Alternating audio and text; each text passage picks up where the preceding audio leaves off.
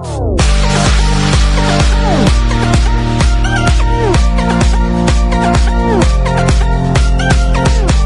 आज प्रश्नावली 2.2 में हम तीसरा सवाल करने जा रहे हैं। पिछले वीडियो में दूसरे सवाल तक के जो इम्पोर्टेंट क्वेश्चन मतलब जो क्वेश्चन थे पाठ के अंतर्गत वो आपको समझा दिए गए थे। इसमें तीसरा क्वेश्चन आ गया है, सत्यापित कीजिए कि दिखाए गए मान निम्नलिखित स्थितियों के संगत बहुपद में शून्यक हैं। तो शून्यक समझ लो पहले, शून्यक क्या कहलाता है, फिर सवालों पे जाएंगे। शून्यक क्या है, नाम क्या है, शून्य, शून्य समझिए, ठीक है। तो कोई भी बहुपद हो, जैसे कि मैं एक पदी बहुपद ले रहा हूँ, ठीक है, यहाँ पर 2 लिखा हुआ है, तो इसमें शून्यक से तात्पर्य है x का मान इस स्थिति के अनुरूप, ठीक है।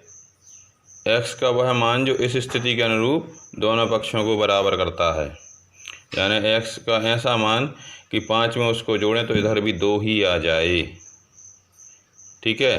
तो ज़रा देखो क्या होगा। 5 का हम पक्षांतर करेंगे तो +5 है, उस तरफ जाएगा तो -5 होने का, तो x इक्वल टू क्या हो जाएगा, बड़ी संख्या का चिन्ह, 5 में से 2 जाएंगे 3 आएगा, तो ये शून्यक कहलाया, ठीक है। तो x का इस स्थिति के अनुरूप x का मान ऋण 3 आना चाहिए, ठीक है। अब वो क्या कह रहे हैं, यहाँ पर ये है, तो यहाँ पर ये है कि अब पहला क्वेश्चन आपका ये है, px बराबर 3x धन 1, x बराबर 1/3, यानी इसके अनुरूप जब हम इसको सरल करते हैं तो क्या 1/3 मान प्राप्त होता है कि नहीं। तो हम ये कैसे करेंगे चेक, ये 1/3 का मान x की जगह पुट करके देखते हैं, ठीक है। अगर 0 आ गया, मतलब अगर ये इसका सॉल्यूशन जो है क्या आ गया, 0 आ गया, तो अपना आंसर सही है, -1/3 इधर।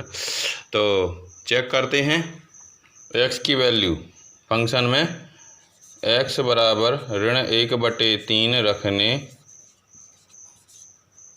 पर रख दीजिए, तो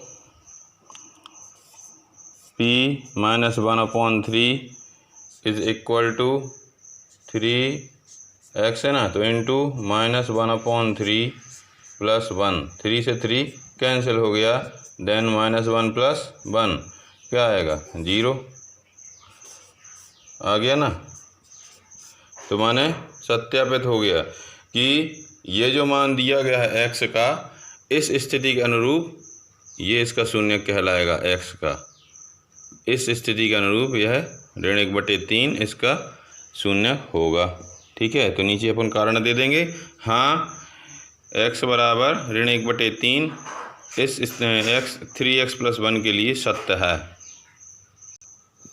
तो ये लिख दिया। अतः हाँ x इक्वल टू -1/3 3x + 1 का शून्य है, सत्य है, ठीक। अगला क्वेश्चन, अगला देखो दूसरा क्वेश्चन क्या है, px बराबर 5x - पाई, x बराबर क्या चेक करना है, 4/5 इसका शून्यक है या नहीं।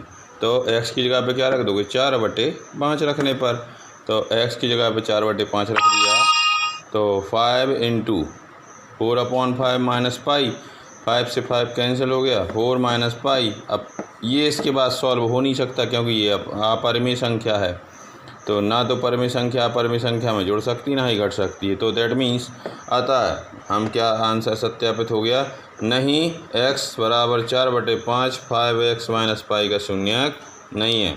अब नेक्स्ट जो थर्ड क्वेश्चन है वो आपको करना है और बहुत ही सरल है, कोई दिक्कत नहीं होगी। x का मान पहले -1 रख देना, फिर +1 रख देना, चेक कर लेना, अगर 0 आ जाता है तो शून्यक है, नहीं आएगा तो नहीं है, ठीक है ना। अब देखिए, अब इसके बाद px, फोर्थ क्वेश्चन है, px बराबर x + 1 x - 2, यहाँ पर ये दोनों मान चेक करना है। चलो कर देते हैं, कोई दिक्कत नहीं है, चलिए करते हैं। यहाँ पर पहले क्या रखना है, सॉरी यहाँ 1 लिख दिया, -1 है इधर, तो -1 रखने पर रख दीजिए -1 पूरे इसमें, ठीक है। इस वाले समीकरण में सॉरी बहुपद में -1 रख देंगे तो यहाँ 0 हो जाएगा, -1 + 1 0 हो गया, ये ऐड हो जाएंगे तो -3 मल्टीप्लाई करोगे 0 आ गया, ओके, गुणा करने पर 0 आ गया। अब सेकंड कंडीशन क्या है, 2 रखने पर 2 रखेंगे तो क्या होगा, x बराबर 2 रखने पर 2 रख दीजिए, 2 धन 1, 2 और 1 3, 2 में से 2 जाएगा, 0 बचा, तो यहाँ पे भी 0 आ गया, दोनों कंडीशन में 0 आ गया। तो अतः हम क्या कह देंगे, x बराबर ऋण 1 और 2 इस बहुपद के शून्यक हैं, अतः यह सत्य हुआ, ठीक है। इसी के बाद जो अगले जो क्वेश्चंस हैं कुछ और देखते हैं जो थोड़े से हो सकता है आपको जटिल लगें, लेकिन बस कुछ भी कैसे भी बहुपद हो, बस आपको यही देखना है और मतलब समझना है कि यहाँ पर जो भी बहुपद होगा तो इसमें बाजू में इनके मान दिए हैं वो चेक करना है। अगर 0 आ गए तो शून्यक हैं हल करने के बाद, और यदि 0 नहीं आ रहा है तो शून्यक नहीं है। चलिए देखें, अब इसके बाद वाला जो 5वां क्वेश्चन है वो और 6वां आपको ही करना है, कोई दिक्कत नहीं होनी चाहिए, 0 रखना है, 0 रख देना, पता चल जाएगा। अब LX + M है ना, तो इसमें x की वैल्यू क्या रखनी है, जो भी रखनी है वो आप इसमें रख के देखो, अगर 0 आ जाता है तो शून्यक है और नहीं आता है तो नहीं है, ठीक है। चलो अब ये वाला क्वेश्चन देखें, ये थोड़ा सा हो सकता है आपको कठिन लगे क्योंकि यहाँ पे रूट वाली प्रॉब्लम आई है, तो देखते हैं। यहाँ पर px बराबर 3x² - 1, x की वैल्यू आपको ये रखनी है, तो रख देते हैं। पहले रखना है आपको 1/3 x की जगह पर रख दीजिए, तो 1 का वर्ग 1 हो जाएगा, करनी 3 का वर्ग अलग कर दो, ऋण 1, तो 1 का वर्ग 1, ठीक है, और करनी 3 का वर्ग 3 हो जाएगा, 3 से 3 कट जाएगा, 1 में से 1 जाएगा, 0 आएगा, ठीक है ना। अब अगली कंडीशन में क्या रखना है, 2/3 रखना है, तो 2/3 रखा, वर्ग है तो 2 का वर्ग 4 हो जाएगा, और करनी 3 का वर्ग 3 हो जाएगा, 3 से 3 कट जाएगा, 4 में से 1 जाएगा तो क्या आएगा, 3 आएगा, ठीक है ना। अतः हमने क्या पाया, हमने ये पाया कि -1/√3, सॉरी यहाँ पे -1/√3 था, चलिए कोई बात नहीं, तो x बराबर -1/√3 तो बहुपद का शून्यक है, परंतु ये दूसरा जो मान है वह शून्यक नहीं है। चलिए अब इसके बाद अगला क्वेश्चन है, ये भी सरल है, कुछ नहीं करना, x की वैल्यू रखो, 0 आ गया तो ठीक है, नहीं है तो यहाँ तो नहीं आया, ठीक है ना, क्योंकि 1 और 1 2 हो गया। चलो यहाँ पर आपने ये सारे सवाल देखे। अब इसके बाद जो अगला है चौथा क्वेश्चन, यहाँ पर आपको शून्य ज्ञात करना है। वहाँ यहाँ तो मान दे रहा था, यहाँ पे मान नहीं दे रहा, केवल बहुपद दे रहा है। कुछ नहीं करना है, जो भी आपको बहुपद दिया है उसके बराबर में 0 लेके चलो। तो 0 लेके चलोगे तो पक्षांतर करोगे 5 का, तो 0 - 5 यानी x की वैल्यू आ गई -5, बस इतना करना है, ये शून्यक हो गया। इस बहुपद का शून्यक क्या हो जाएगा, -5 होगा। अब इसी प्रकार से अगला देख लो, x - 5, तो 5 का पक्षांतर करेंगे तो +5 आ जाएगा, तो x की वैल्यू क्या आ गई, x बराबर यहाँ पे आपको प्राप्त हो जाएगा x बराबर 5, ठीक है ना। तो इसी प्रकार से सवाल करना है, बहुत सरल है, कोई ज़्यादा कठिन नहीं होना चाहिए हमारे हिसाब से। अब देखो ये वाला जो सवाल है, यहाँ पे भी 2x + 5 है, बराबर में 0 कर दो, x की वैल्यू निकाल लो, तो यहाँ पर माइनस से प्लस है तो माइनस हो जाएगा, -5/2 शून्यक हो गया, ठीक। ये सभी सवाल बिल्कुल एक ही प्रकार से करना है। ये वाला देख लो, हो सकता है शायद कठिन लगे, लेकिन इतना है नहीं। 3x के बराबर 0 कर दोगे तो x बराबर, ये गुणा में है, भाग में जाएगा 0/3, तो 3 किसी भी संख्या का 0 में भाग देंगे, क्या आएगा बताओ, 0 आएगा, तो शून्य 0 हो गया, ठीक है। तो अंतिम सवाल और देख लो, तो इसको भी वैसे ही करना है, cx + d बराबर 0 कर दो, तो ये प्लस का है, उस तरफ जाएगा माइनस हो जाएगा, 0 माइनस डी, तो माइनस डी अपॉन सी, शून्य हो गया माइनस डी अपॉन सी, हो गया ना। तो ये 2.2 का हल था, ठीक है। इसी प्रकार से 2.3 भी है, कुछ नहीं वैसे ही करना है। अब लेकिन यहाँ पर थोड़ा सा परिवर्तन है उस और इस विधि में, क्योंकि यहाँ पर हम आपको अब लेके आए हैं शेषफल प्रमेय। थोड़ा सा हम इसकी पृष्ठभूमि बताएंगे। शेष प्रश्नावली शाम को अगली वीडियो में डलेगी। देखिए इसके बाद शेषफल प्रमेय। तो शेषफल प्रमेय में जाने से पहले शेषफल कब प्राप्त किया जाता है? जब एक का भाग दूसरे में दिया जाए, ठीक है ना। तो एक बहुपद का दूसरे बहुपद में भाग दिया जाए तब ये होता है। तो देखो यहाँ पर ये उदाहरण नंबर 6 ले रहे हैं, बोर्ड पे मैं बाद में समझाऊंगा, पहले इसको समझ लो। तो px को gx से भाग देने पर, ठीक है, यानी इस फलन का gx में भाग देने पर क्या होगा, दोनों के मान दिए हैं।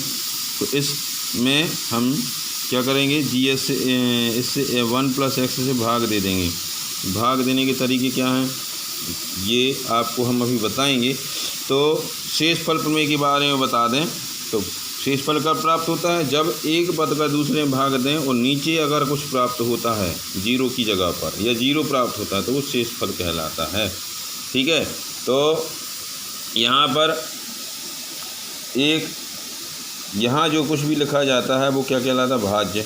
यह जिसका भाग दे रहे हैं उसको भाजक कहते हैं, ठीक है। भाग जितनी बार दिया जाता है तो वो भागफल कहलाता है, और नीचे अगर कुछ शेष बचता है तो उसे शेषफल कहते हैं। तो चारों चीज़ों में ये संबंध होता है, भाज्य बराबर भाजक गुणित भागफल धन शेषफल। इसको आप नोट कर लेना, याद कर लेना।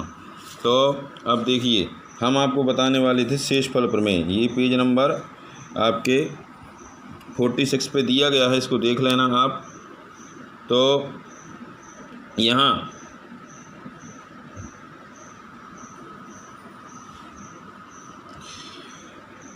मान लो जो भाज्य है एक से अधिक या एक के बार बराबर घात वाला एक बहुपद है, और मान लीजिए ये कोई वास्तविक संख्या है।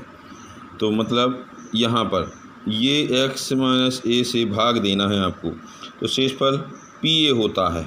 कैसे देखो, तो ये आपका x - a है ना, तो ये उसी सूत्र से भाज्य बराबर भागफल गुणित भाजक धन शेषफल। तो यहाँ पर हमने भागफल माना है qx, और ये जो rx है वो क्या है आपका शेषफल है। तो ये संबंध में मान रख दिया। अब यहाँ पर हमें करना क्या है, x - a की घात से कम है rx की घात, इसलिए इसकी घात क्या हो गई, rx बराबर 0। rx की घात 0 है, मतलब वो क्या है, पद अचर है। तो हमने मान लिया कि यह r एक अचर पद है। अब हम क्या करेंगे, यहाँ पर ये जो समीकरण है वो देख लो, बट ये तो थोड़ा सा टिपिकल हो रहा है।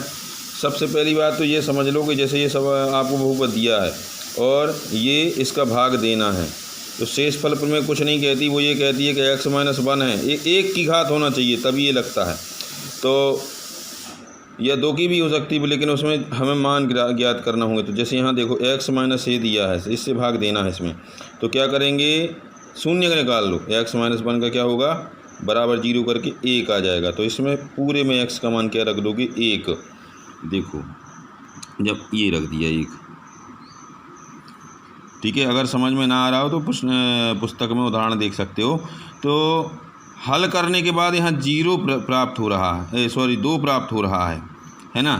तो 2 प्राप्त हुआ 1 रखने पर, तो मतलब इसका शेषफल क्या हो गया, 2 हो गया।